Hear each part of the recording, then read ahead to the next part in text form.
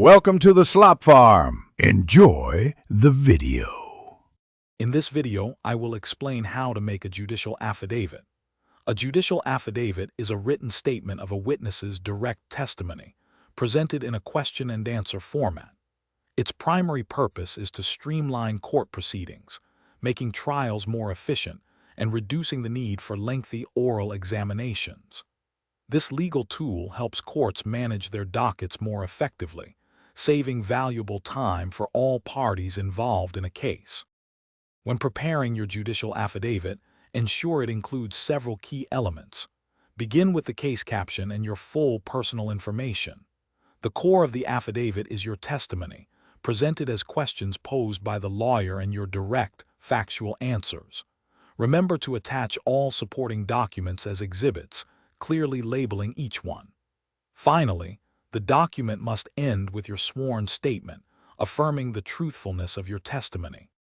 To create an effective judicial affidavit, focus on clarity and precision. Use straightforward language, making your testimony easy to understand for anyone reading it. Every statement must be based on your direct personal knowledge and be absolutely truthful. Structure your answers logically, perhaps chronologically, to tell a coherent story. Before finalizing, meticulously review the document for any mistakes, ensuring it is complete and accurate in every detail. The final steps involve proper execution and submission. You must sign your judicial affidavit in the presence of a notary public or another authorized officer, who will then notarize it.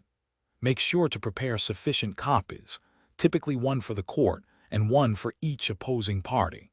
It is crucial to submit the affidavit within the specific deadlines set by the court. Always keep at least one personal copy for your own records. Thanks for watching. Consider subscribing if we helped you today.